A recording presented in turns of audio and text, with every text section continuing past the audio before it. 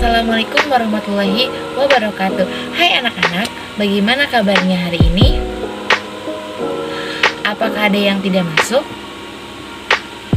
Baik, pada hari ini kita akan mempelajari bahasa Indonesia mengenai cerpen, yaitu cerita pendek.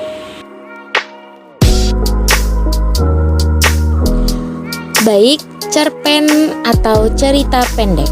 Cerpen atau cerita pendek merupakan prosa fiksi yang menceritakan tentang suatu peristiwa yang dialami oleh tokoh utama. Seperti namanya, cerpen lebih sederhana daripada novel.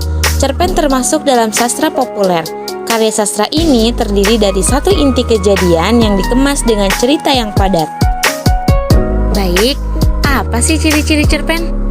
Ciri-ciri cerpen yang pertama adalah cerpen atau cerita pendek dapat dibaca dalam waktu singkat. Yang kedua, permasalahannya tunggal. Yang ketiga, watak tokoh tidak dikembangkan secara utuh. Yang keempat, keterbatasan latar tempat dan waktu. Yang kelima, ceritanya tidak bertele-tele. Yang keenam, bersifat utuh dan khusus. Dan yang ketujuh, sumber ceritanya fiktif.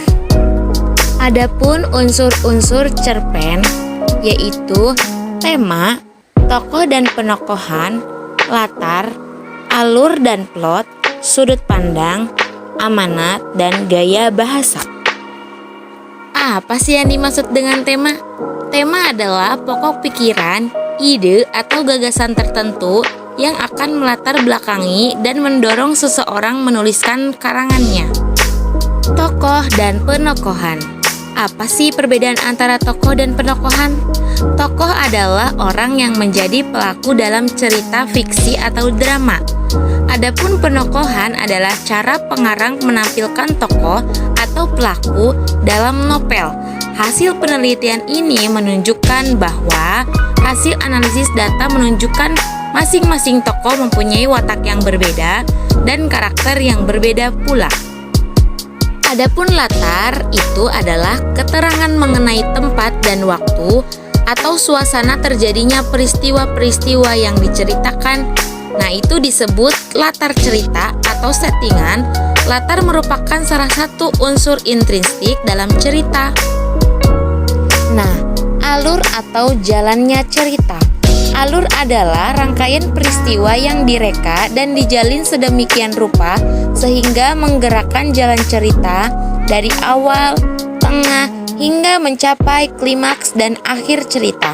Banyak cara untuk menyusun alur cerita, umumnya bisa dikelompokkan ke dalam dua cara.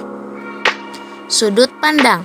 Dalam fotografi, sudut pandang adalah rentang sudut perspektif yang terekam oleh kamera.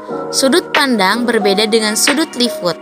Sudut lift adalah sudut cahaya insiden yang diproyeksi lensa ke bidang fokal.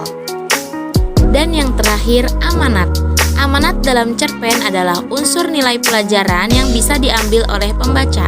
Amanat sebuah cerpen ini biasanya dapat dilihat berdasarkan tema dan konflik dalam cerita.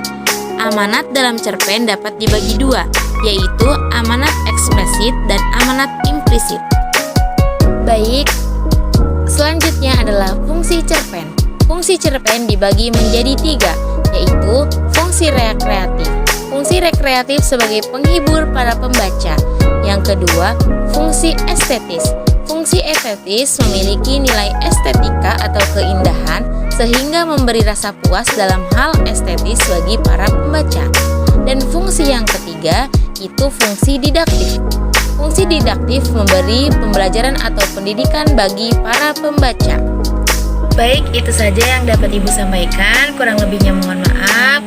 Wassalamualaikum warahmatullahi wabarakatuh.